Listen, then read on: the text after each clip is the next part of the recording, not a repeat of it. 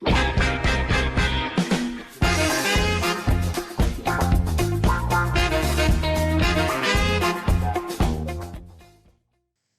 semua, kembali lagi bersama saya Hairudin. Pada kesempatan kali ini kita akan melanjutkan pembahasan kita, yaitu jaringan kampus. Di mana di pembahasan kali ini kita akan mengulas terkait sejarah dari jaringan kampus itu sendiri.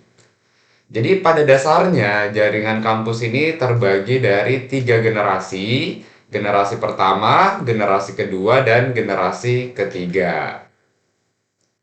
Oke, jadi kita sekarang langsung saja masuk ke generasi pertama, di mana generasi pertama itu awalnya dimulai pada tahun 1980, di mana IEEE itu merilis standar yang namanya 802.3 untuk mendefinisikan koneksi fisik, sinyal listrik, dan MAC address. Nah, dengan menggunakan koneksi twisted pair ya, atau yang saat ini kita kenal itu adalah kabel jaringan ya, kabel LAN gitu ya. Nah, ini itu lebih hemat biaya dan lebih mudah untuk melakukan implementasinya daripada teknologi jaringan sebelumnya. Awalnya jaringan kampus ini harus dibagi menjadi beberapa LAN. Nah, nanti di mana mereka harus dihubungkan melalui router.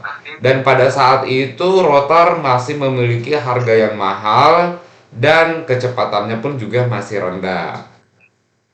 Nah, kemudian switch ini bekerja pada lapisan data link ya, atau biasa kita sebut dengan switch layer 2 gitu ya. Nah, switch layer 2 ini mendukung sampai 64 pengguna secara bersamaan.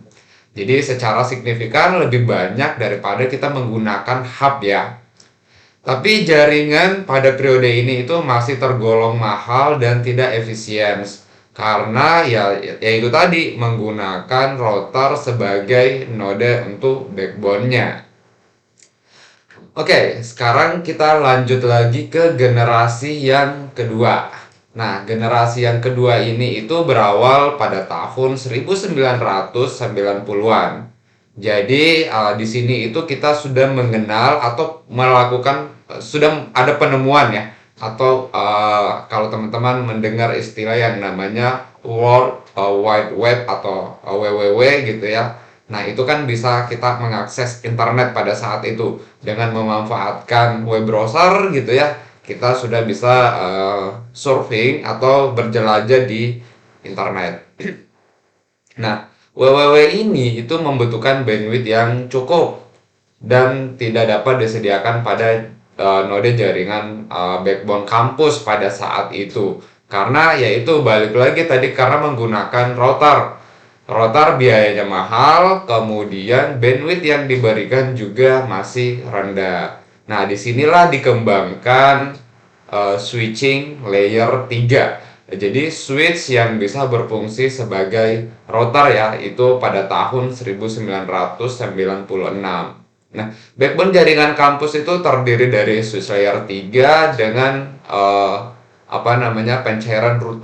pencarian rute ya berbasis perangkat keras. Nah, sebagai sistem kontrol juga dimigrasikan ke jaringan kampus dan kantor-kantor menjadi paperless pada saat itu karena sudah mendukung jaringan. Jadi sudah banyak yang mengimplementasikan sistem, jadi nggak perlu lagi pakai banyak kertas gitu ya. Kemudian pada tahun 1995 IEEE merilis lagi standar yang namanya 802.3U. Nah, itu apa? Berarti itu adalah fast Ethernet ya. Jadi sudah ada kecepatan 100 Mbps pada saat itu.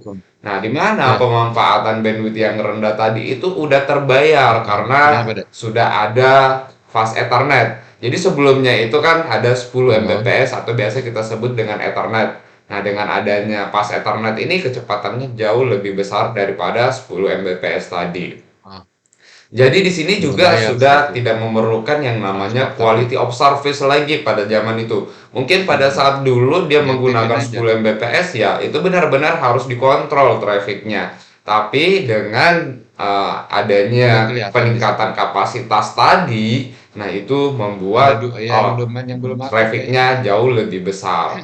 Nah, di sini juga udah mulai ada yang namanya protokol network management system. Gunanya Betul untuk itu. apa? Nah, untuk melakukan monitoring, manajemen perangkat-perangkat yang Ya ada. udah bentar ya. Nah, Kakak cek dulu. kemudian Ya, yang berikutnya itu ya kita cek dulu. adalah generasi ketiga. Generasi ketiga ini itu apa namanya sudah menggunakan yang namanya teknologi WiFi.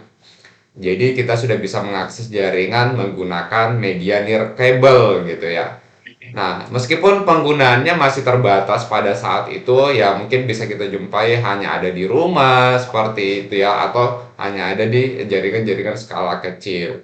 Tapi seiring waktu berjalan, teknologi WiFi ini sudah menjadi prioritas gitu ya. Bahkan teknologinya sekarang itu kalau kita lihat itu udah dari 2,4 yang tadinya misalkan B atau A gitu ya, A, B, G, N gitu ya, kemudian AC, habis itu sekarang udah ada namanya Wi-Fi 6 gitu ya. Nah, itu yang membuat kita bisa lebih mobile lagi gitu ya. Jadi kita kalau bekerja di kantor nggak harus berada di satu tempat ya atau di satu kubikel, karena kalau dulu itu kan hanya pakai kabel tuh koneksi internetnya. Tapi sekarang kita bisa kerja di mana saja, yang penting ada jaringan WiFi. Jadi secara umum sekarang ini tuh sudah banyak yang menerapkan jaringan WiFi pada jaringan kampus. Mungkin itu saja terkait pembahasan sejarah tentang jaringan kampus ya. Jadi kesimpulannya dibagi tiga ya, ada tiga generasi, di mana generasi pertama, generasi kedua, dan generasi ketiga. Semoga bermanfaat. Sampai jumpa lagi di video berikutnya. Terima kasih banyak.